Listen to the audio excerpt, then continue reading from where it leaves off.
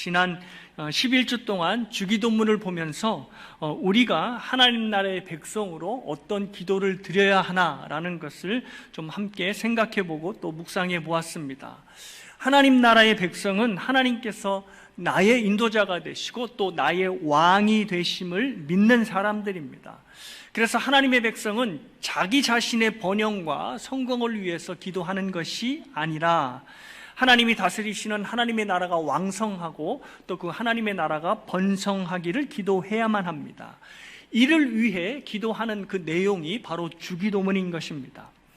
주기도문을 통해서 우리가 하나님의 백성으로 무엇을 위해 기도해야 할지를 알았다면 이제는 산상수훈을 통해서 하나님 나라의 백성으로 우리가 어떤 삶을 살아야 하는지를 알아야 할 차례입니다.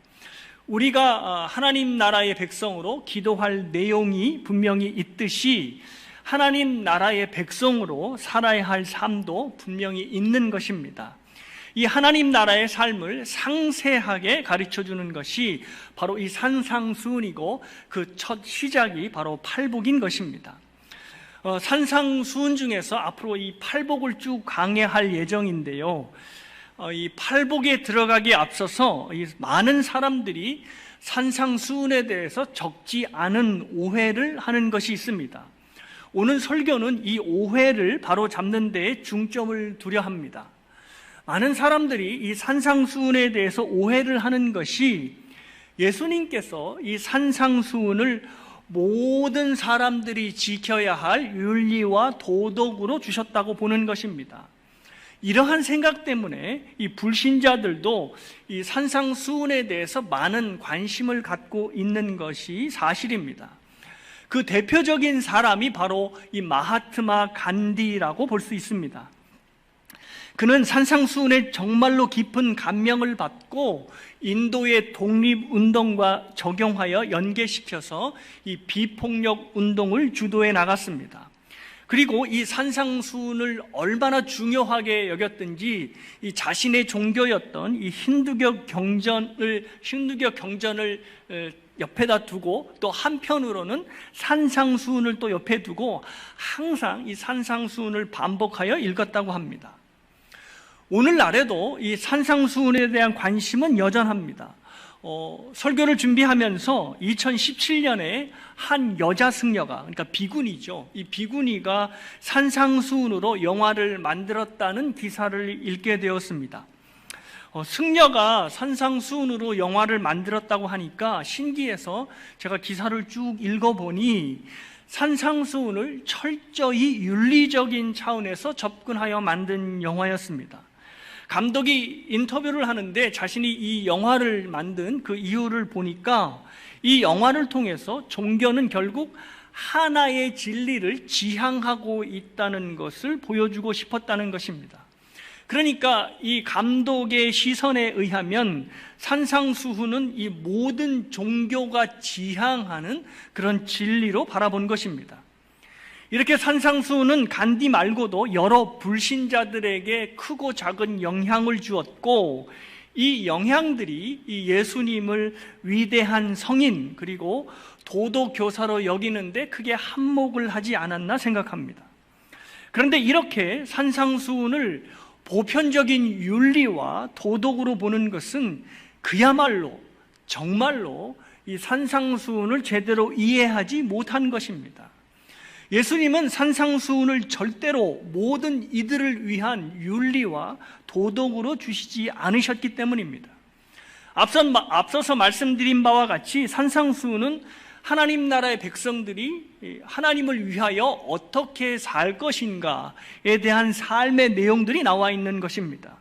다시 말해서 하나님께서 내 인생의 주인 되심을 고백하고 그분께 인생의 왕자를 양도해드린 하나님의 백성들만이 살 수 있는 그 삶, 그것이 바로 산상수훈인 것입니다. 예수님은 절대로 모든 사람들을 위하여 이 산상수훈을 윤리와 도덕으로 주시지 않았다는 말입니다. 오늘 본문에서 예수님이 산상수훈을 누구에게 가르치셨는지를 보면 분명해집니다. 예수님께서 이 광야에서 사탄의 시험을 받으신 후에 이 본격적으로 공생애를 이르셨습니다. 4장 17절을 보니까 예수님께서 천국 복음을 전파하시고 또 하나님의 나라가 가까웠다라고 하면서 이 말씀을 선포하셨습니다.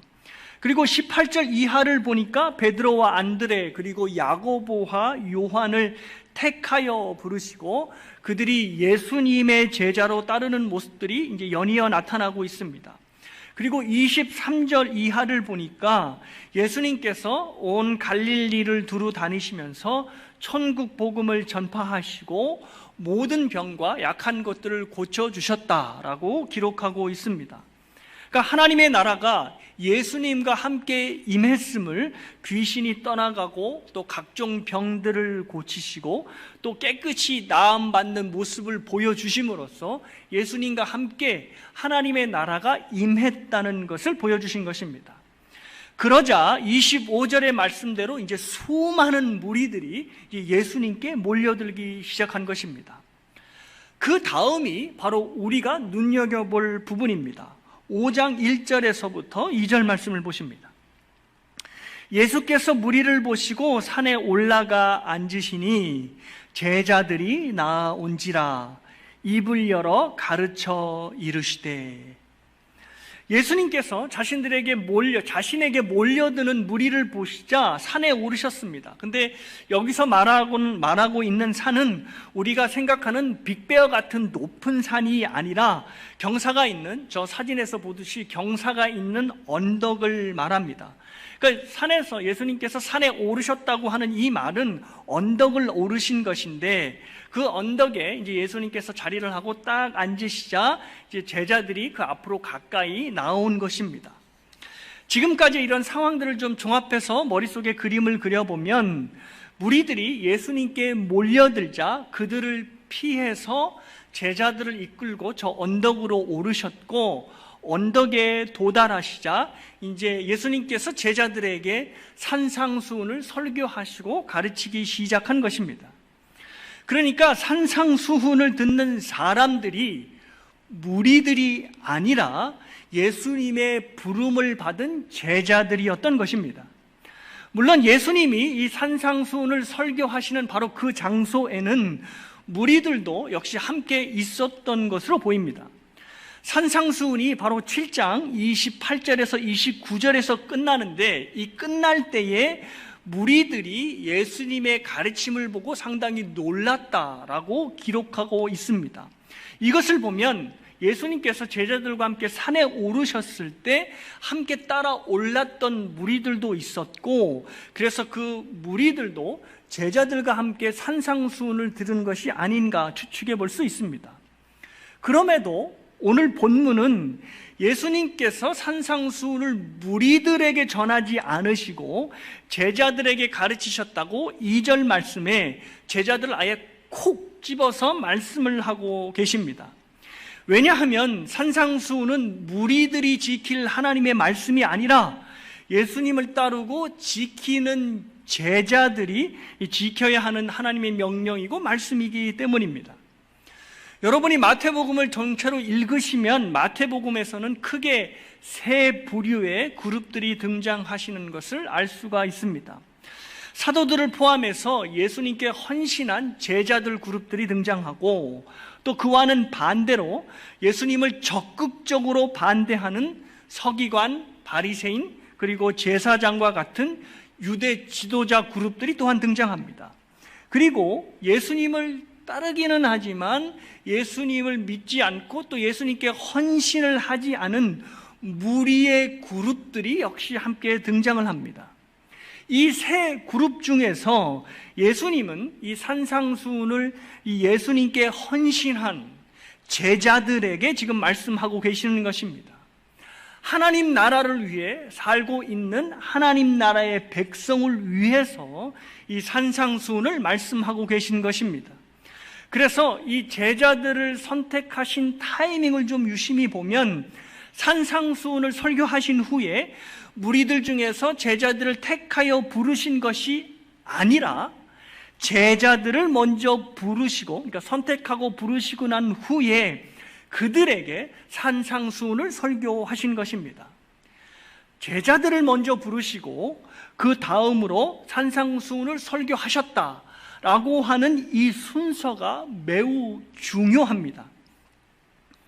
산상수훈을 포함하여서 십계명 그리고 성경에 나오는 하나님의 많은 명령들은 세상 모든 사람들에게 주신 일반적인 도덕법이 아닙니다. 이 명령들은 모두 하나님의 은혜를 입은 하나님의 백성에게 주시는 하나님의 명령입니다.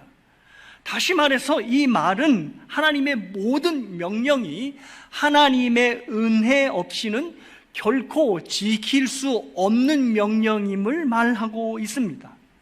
이것이 바로 기독교의 윤리와 다른 종교가 말하는 윤리가 왜 다른지를 설명하는 굉장히 중요한 근거와 원인이 됩니다.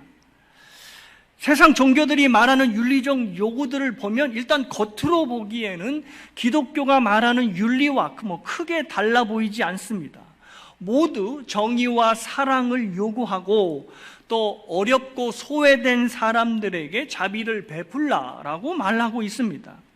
하지만 그 명령을 수행하게 하는 근거가 다릅니다. 세상 종교에서 말하는 윤리 덕목들은 그것을 지킬 수 있는 근거가 바로 자기 자신입니다. 자신이 열심히 수행하고 자신이 믿고 있는 그 종교가 제시하는 방법대로 잘 따라가기만 하면, 또 그렇게 열심히 훈련을 하면 그 길에, 그리고 그들이 말하고 있는 도에 도달할 수 있다는 것입니다. 이 산상수훈을 영화로 만든 이 비구니 스님도 수행에 대해서 이야기를 했습니다. 열심히 명상하고 또 열심히 수행하다 보면 욕심을 내려놓게 되고 그 결과 산상수훈과 같은 도에 이르게 된다는 것입니다. 이들이 이렇게 이야기를 할 수밖에 없는 이유가 있습니다. 그것은 인간을 깨끗한 존재, 그리고 맑은 마음을 가진 존재로 보기 때문입니다. 우리에게 비교적 익숙한 불교나 유교가 주는 한결같은 주장들을 내용을 살펴보면 모든 인간들은 마음이 깨끗하다라는 것을 전제로 두고 있습니다. 유교의 굉장히 중요한 가르침 중에 하나가 바로 측은지심입니다. 그러니까 사람을 보고 불쌍히 여기는 인의 마음입니다. 그런데 이 측은지심은 인간이 원래부터 깨끗한 마음을 가진 존재였기에 품을 수 있는 마음이라고 설명을 합니다. 그래서 세상의 모든 욕망으로부터 이 마음이 방해받지 않고 깨끗한 마음을 잘 유지하고 잘 키워주면 인의 마음을 가질 수 있다는 것입니다. 마치 나무에 물을 주고 양분을 주면 그 나무가 쑥쑥 자라가는 것처럼 말입니다. 그래서 유교가 강조하는 것이 유교의 경전들을 잘 읽으면 그 마음이 더럽혀지지 않기 때문에 유교에서는 유교의 경전들을 읽고 공부하는 것을 굉장히 중요하게 생각합니다. 불교도 이와 다르지 않습니다. 불교에서 명경지수라고 하는 이 말이 있는데, 이 명경지수는 그 말대로 맑은 마음을 뜻합니다. 그러니까 인간이 원래 저 명경지수와 같은 아주 맑은 거울, 투명한 물과 같은 마음을 가졌기에 진리를 깨달으면 깨끗이 그 이후에 닦을 필요가 없다는 것입니다. 그래서 열심히 수행하고 열심히 참선하고 열심히 명상하면 저 명경지수의 마음을 유지할 수 있다고 보는 것입니다. 이렇게 유교도 불교도 한결같이 인간의 마음은 깨끗하고 선하다라는 것을 전제하고 있습니다. 그런데 이미 여러분이 충분히 아시다시피 기독교는 이 믿음에 대해서 완전히 찬물을 끼얹습니다. 인간의 마음은 결코 선하지도 않을 뿐더러 선하게 살 능력을 갖고 있지 않다라고 말을 합니다. 굉장히 많은 성경 구절이 있지만 가장 대표적인 두 구절을 읽어드립니다. 에레미야 17장 9절입니다. 만물보다 거짓되고 심히 부패한 것은 마음이라 누가 능히 이를 알리오마는. 조금 더 센 구절이 있습니다. 전도서 9장 3절입니다. 모든 사람의 결국은 일반이라 이것은 해 아래에서 행해지는 모든 일 중에 악한 것이니 곧 인생의 마음에는 악이 가득하여 그들의 평생에 미친 마음을 품고 있다가 후에는 죽은 자들에게로 돌아가는 것이라. 평생에 미친 마음을 품고 있다가 결국은 죽어 없어지는 것, 이것이 바로 인간이라고 전도서는 냉정하게 짚고 있습니다. 성경은 한결같이 사람의 마음은 근본적으로 악하다고 말하고 있는 것입니다. 마음을 수행한다고 그 마음이 깨끗하게 유지되는 것, 이거 아니다 라고 성경이 말하는 것입니다. 여기에 대해 사도 바울은 로마서 3장 10절에서 12절까지 인간의 실체에 대해서 아주 확인사사, 아주 못을 박습니다. 10절에서 12절 말씀을 읽어드립니다. 기록된 바 의인은 없나니 하나도 없으며 깨닫는 자도 없고 하나님을 찾는 자도 없고 다 치우쳐 함께 무익하게 되고 선을 행하는 자는 없나니 하나도 없도다. 이렇게 성경은 줄기차게 인간이 하나님의 말씀을 지킬 능력이 없다라고 분명히 말을 합니다. 산상수훈을 비롯하여 그래서 이 산상수훈을 모든 사람, 일반적으로 사람들이 도달할 수 있는 일반적인 도덕과 윤리로 가르쳤다고 하는 것은 분명히 이 성경적 이해를 근거로 하여 잘못된 이해입니다. 그렇다면 하나님께서 당신의 백성들에게 이 산상수훈 같은 이 하나님의 명령들을 주시는 이유는 무엇입니까? 그것은 하나님의 백성들이 일반 사람들보다 특출난 능력을 갖고 있기 때문입니까? 절대로 그렇지 않을 것입니다. 하나님의 백성들도 이 하나님의 말씀을 100% 지키지 못하는 마음을 여전히 갖고 있는 것입니다. 그런데 일반 다른 사람들보다도 다른 것이 하나 있습니다. 그것은 바로 하나님의 백성들은 하나님의 은혜를 받은 사람들이라는 겁니다. 인간은 원래 하나님의 말씀을 지킬 수 없지만 하나님의 백성들이 받은 그 하나님의 은혜가 그 말씀을 지킬 수 있게 한다는 것입니다.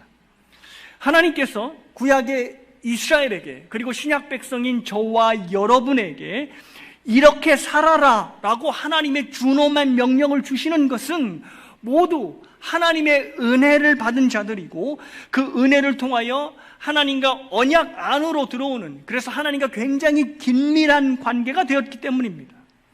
하나님이 주신 은혜로 말미암아 영안의 눈이 띄어져서 비로소 하나님을 사랑하게 되었고 그 사랑함으로 인하여 하나님의 말씀을 지키게 된 것입니다.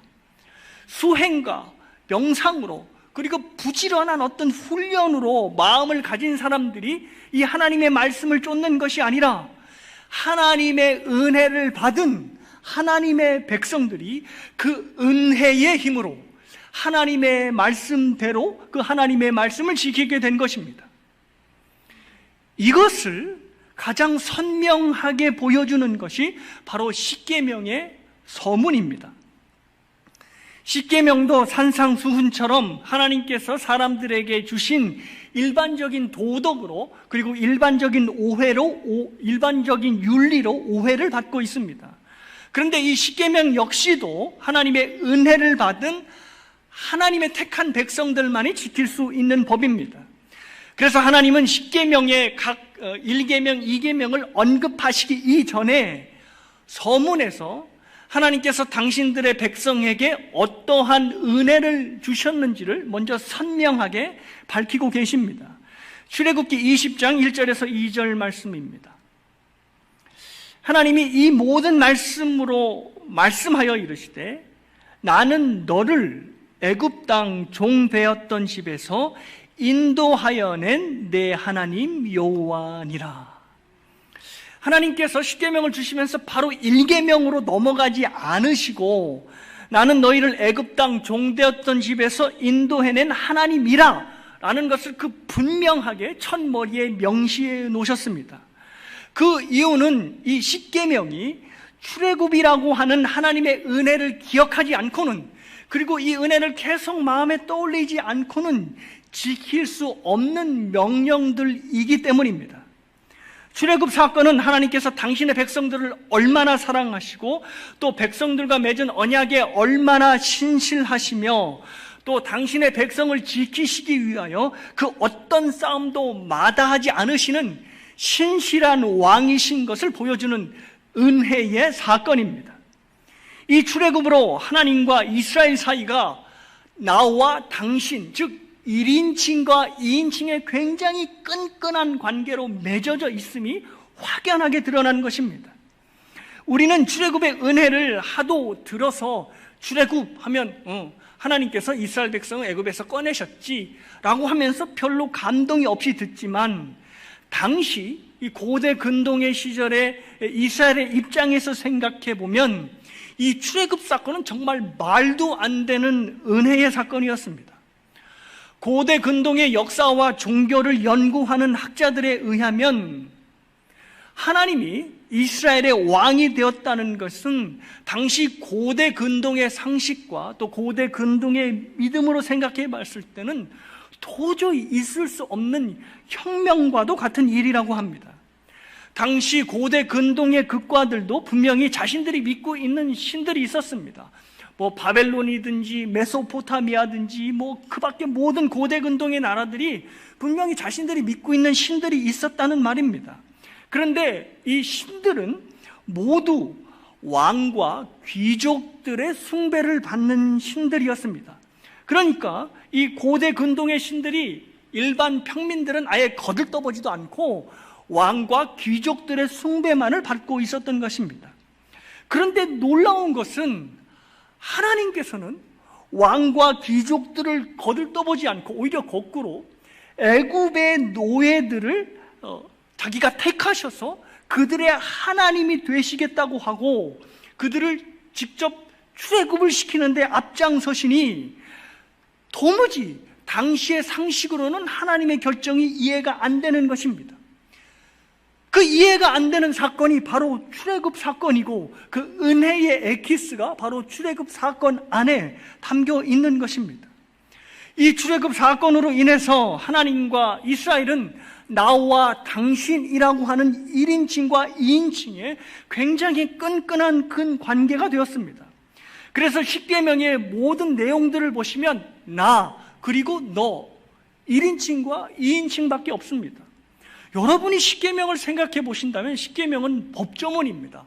그런데 법을 연구하는 학자들이 무슨 말을 하는가 하면 이 세상의 그 어떤 법조문도 고대 근동의 법조문을 포함해서 나와 너라는 2인칭과 2인칭으로 된 문장이 없다 합니다.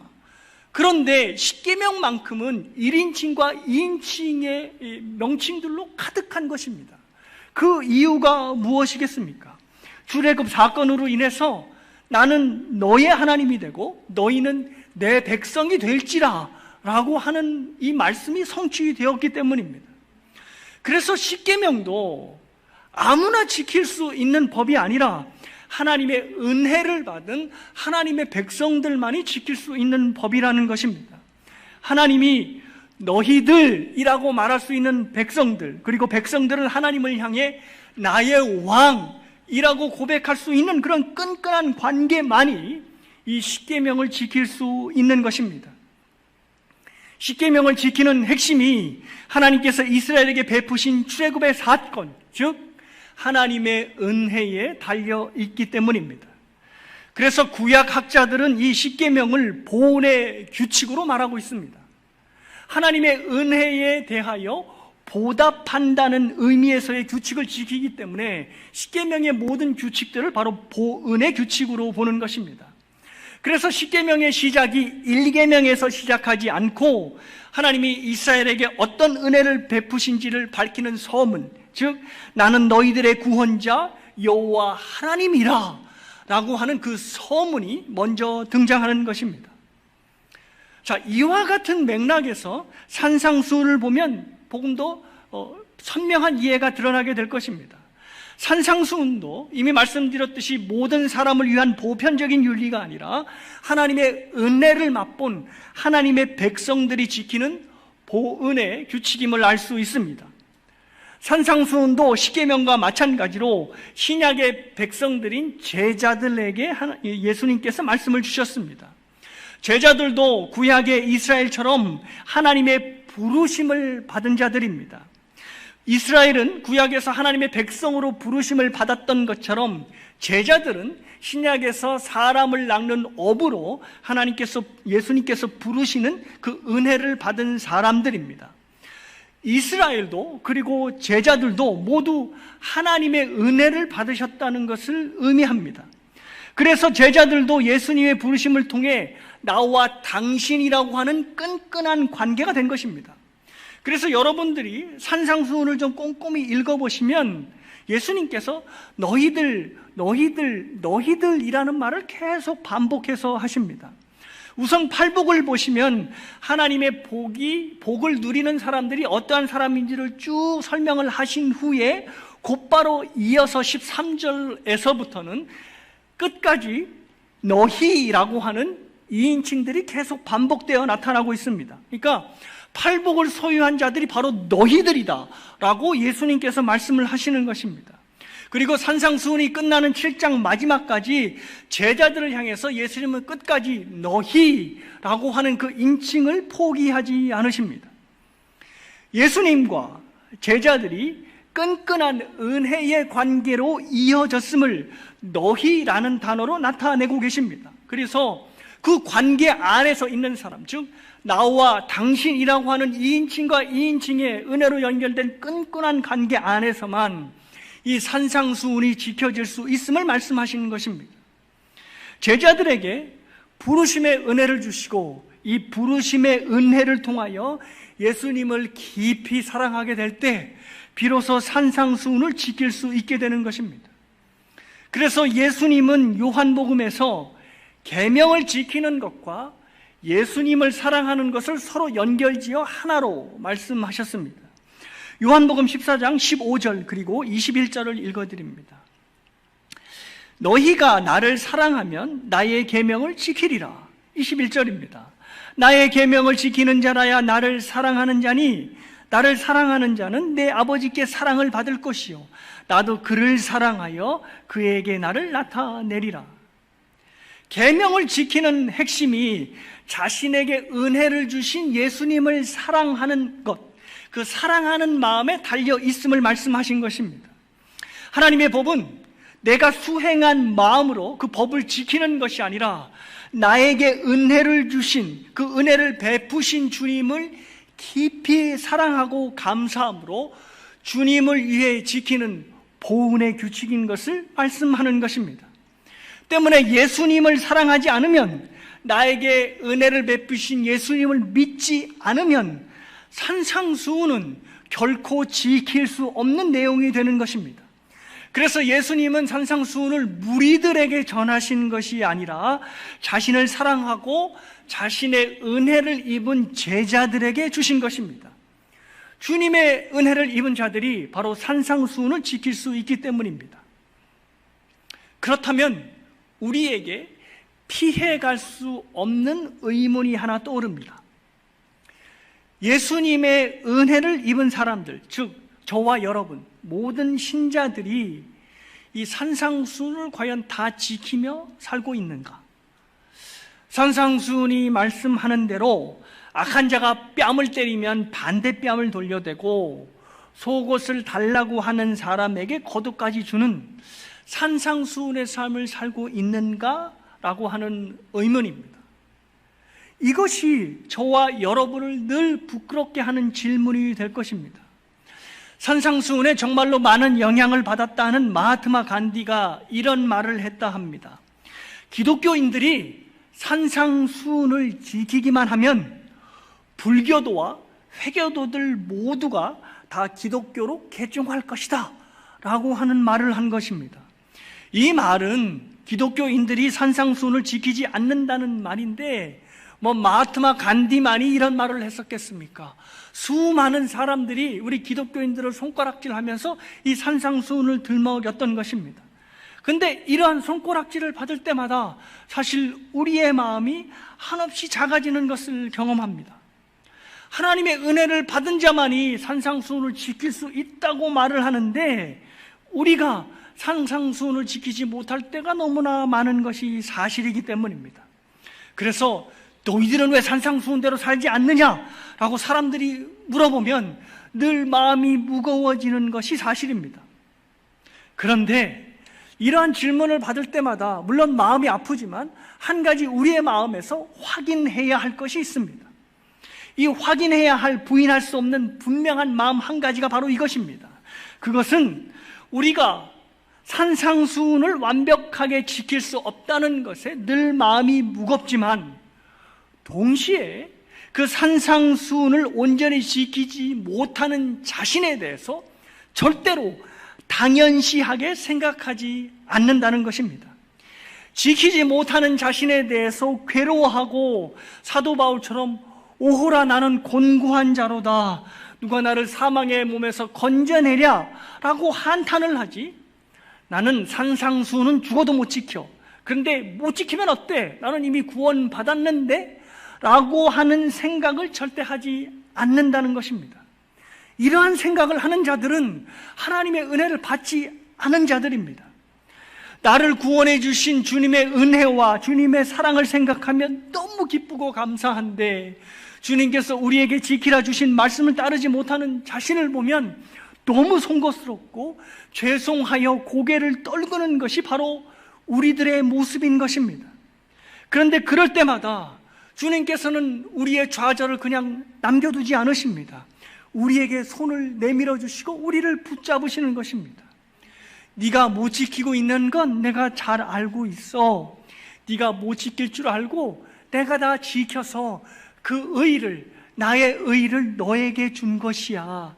그리고 내가 지키지 못하는 죄에 대해서 내리는 모든 심판을 네가 받는 대신 내가 받은 거야. 그러니 두려워하지 말고 좌절하지 말아라. 네가 정말 나를 사랑한다면 나의 계명을 지켜라. 그리고 그 사랑하는 마음을 날마다 확인한다면 산상수훈은 너의 삶의 내용이 될 것이다 라고 말씀을 해 주시는 것입니다. 사랑하는 여러분, 저와 여러분이 모든 산상수훈의 말씀이 꿀처럼 달게 엮여지고 느껴지고 그 말씀 그대로 바로바로 실천할 수 있게 된다면 얼마나 좋겠습니까? 그런데 그러기에는 우리 안에 있는 자기 주장의 의지, 나의 자아가 너무 강력한 것입니다. 그래서 지난 주일 설교 본문의 말씀인 갈라디아서 2장 20절, 내가 그리스도와 함께 십자가에 못 박혔나니 이제는 내가 사는 것이 아니요 그리스도께서 사시는 것이라 라고 하는 말씀을 날마다 나에게 선포해야 하는 것이 필요한 것이고, 또 기독교의 은혜의 핵심인 예수 그리스도의 십자가의 은혜를 날마다 묵상하는 시간도 필요한 것입니다. 그래서 구원은 하나님이 주시는 믿음으로 즉각적으로 이루어지지만 그 믿음이 내 삶 안에서 체화되어 나타나기까지 점진적인 시간 역시도 필요한 것입니다. 한순간에 발생한 믿음이 삶 속에서 끊임없는 과정으로 내 삶에서 지탱하고 유지되기 때문입니다. 그래서 사도 바울은 이런 말씀을 인용하였습니다. 의인은 오직 믿음으로 산다라고 하는 하박국 선지자의 말을 인용한 것입니다. 하나님의 은혜를 받은 이 믿음이 산상수훈을 비롯한 모든 하나님의 말씀을 지킬 수 있는 능력으로 내 인생 내내 작동하기 때문입니다. 앞으로 산상수훈을 통해서 하나님께서 우리에게 주신 은혜의 믿음을 확인하는 시간이 되셨으면 좋겠습니다. 그리고 그 믿음을 통해 산상수훈은 우리가 더 이상 지킬 수 없는 말씀이 아니라 우리에게 주신 은혜가 있는 이상 이 은혜를 통해 우리의 삶에서 산상수훈의 열매를 맺을 수 있음을 확인하고 또 소망하는 여러분 모두가 되시기를 주님의 이름으로 축복합니다.